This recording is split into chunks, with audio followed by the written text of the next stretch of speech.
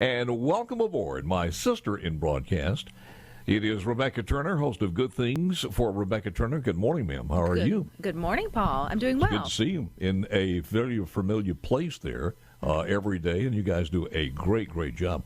Tired of the wait. How did this come about, first of all, the formation of this, when you put the recipe together? Well, I've been a registered dietitian for over a decade now, and so that's always been my first love and passion when it comes to my professional life. And I've always wanted an outlet where you could talk openly, not just about the facts around maybe healthy eating or what that looks like, but go past the plate and talk about, how do we end up educated above our level of obedience when it comes to health and wellness, particularly for those who have the good fortune of having access to healthy foods. And so there's so much more to creating a healthy lifestyle or living in that space of good health than just eating your fruits and vegetables. It's a little more complicated for many than that. Yeah. So we get to explore that. I mentioned something a little bit earlier, and I think there's a new awareness about this because there are apps now that are based solely on your habits, not so much, on the Weight Watchers or one of the other diets that we have.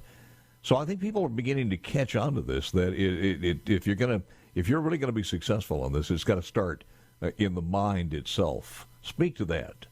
Well, I think we eat with our mind first, right? We make those choices. And there's so many things that sort of sets us up for our relationship with food, if you want to think of it that way. Many of us have created false associations with food, whether that's for feelings of happiness or we turn to it for feelings of sad. We want more out of food than what it can often provide us, and then it can leave us feeling guilty and shame when we walk away. And so there's also this whole other area of, why don't I have enough willpower to be able to stay on a diet? But people don't realize that 95% of folks who go on, air quotes, a diet, they can't keep the weight off for, a year or more. So there's more to it than, again, just your bullet point list of things you should or shouldn't be eating. And it takes time to sort of walk through that. And everybody's different. Everybody has a different relationship with food or what they see in the mirror. And, it can be sticky and messy to talk about. And I think it's a good platform to do it. And a lot of that, we talk about how you start categorizing this and put them in demos. And I would have to say that baby boomers are probably some of the worst, simply because we came from grandparents of the Great Depression, parents who understood that, eat everything on your plate. We came from a period where it was a whole different concept of problems then, not that there aren't some now with the type of processed foods. But age has a little to do with it, too, and we're now in that age of where it's harder to lose weight because of the metabolism. So it's just kind of a double whammy. I'm glad you brought up baby boomers, because particularly baby boomer women is the fastest growing sector of people with eating disorders or disordered eating. If you think about it, your 60's the new 50. 50's the new 40, 40's the new 30. And so women who are postmenopausal, they want to still be able to go, look good, feel good, wear the cute outfits, go on the trips, things that my grandparents weren't necessarily worried about or thinking about in their 60s and 70s. And they are hit up against these sort of biological metabolism changes, and they only know one thing to do, and that's restrict, restrict, restrict, and that doesn't work either, and that puts you in a spiral of unfortunate outcomes. With all of your experiences, how long does it take to set a pattern? That depends on the person.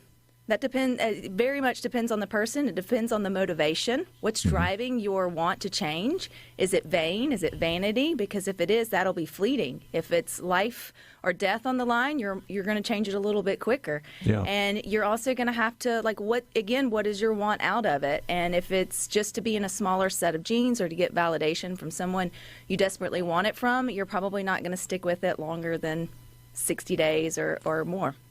Now, tell me a little bit about the person you're doing this with, actress Amia Edwards. How did you guys hook up, and what's she going to bring to the podcast? Yeah, Amia Edwards is amazing. We actually met here at work. She's doing phenomenal things in the Jackson Public School systems with bringing arts and theater to those particular students.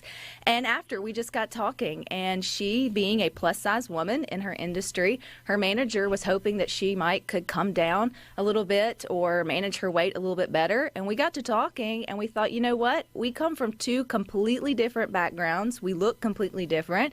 but yet we're still struggling with the same sort of things, and it's finding self-acceptance or finding that balance of good health. We should bring this to a podcast. And so she is awesome and willing to share her journey and her side of the story and, her upbringing and perspective, because it's completely different than mine. But at the end of the day, we both want the same things, which is just to be confident in our own skin and to have good health. Nobody woke up this morning, Paul, and said, man, I sure hope to have a heart attack today, or I really hope to get that diagnosis, that's going to change my life. I mean, everybody on the planet desires good health, and yet, so many of us struggle to obtain that, particularly in the West, where we have access to healthy and nutritious foods, as well as the ability to, medicine and all the other things.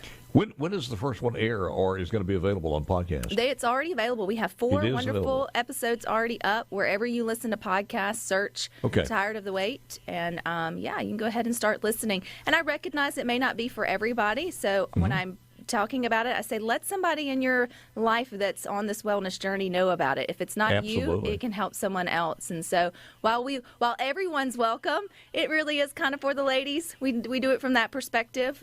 So the ladies in your life, it's family friendly and open for all, but let the females in your life know about this opportunity to. I like the part also that you throw in some biblical references every once in a while.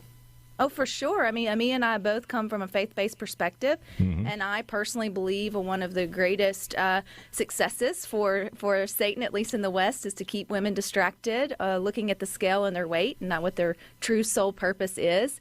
And I don't necessarily think God cares about the size of your thighs, but he cares because you care. And that's an opportunity to grow in your prayer life and maybe look at caring for your body instead of perfecting it.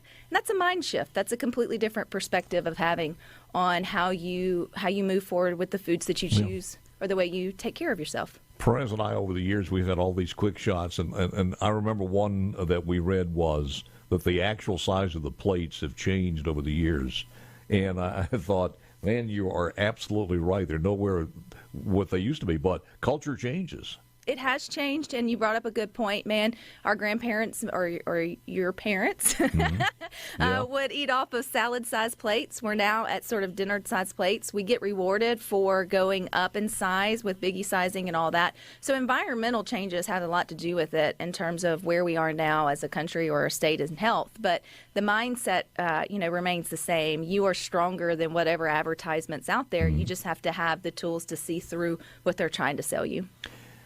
This is a different time slot for you, so I'll pick your brain. Some of the greatest diet fallacies out there, that more traps than helpful. All of them? All of them.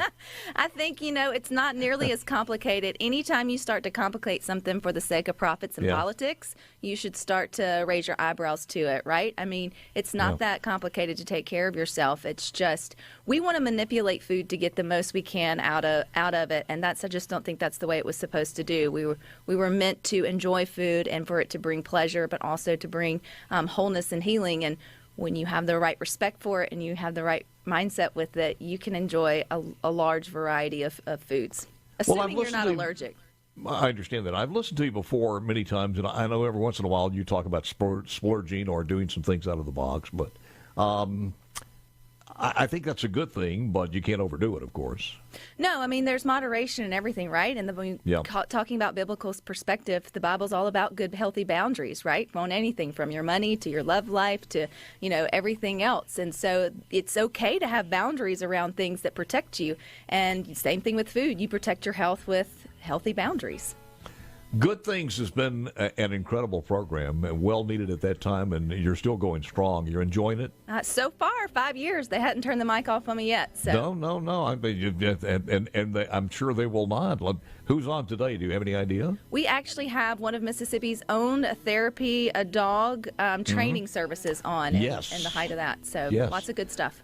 Looking forward to that. Rebecca, thank you, ma'am. I appreciate it very, very much. Thank you. As always, the podcast is called Tired of the Wait, WEIGHT, wherever you get podcasts, and pass it along. How long are they? No, they're less than an hour, so 45 minutes. They're less than an hour. 4 are available. Go there. Make it one of your favorites, called Tired of the Wait. Thank you, ma'am. Appreciate it very much. Thank you. Bye, Paul.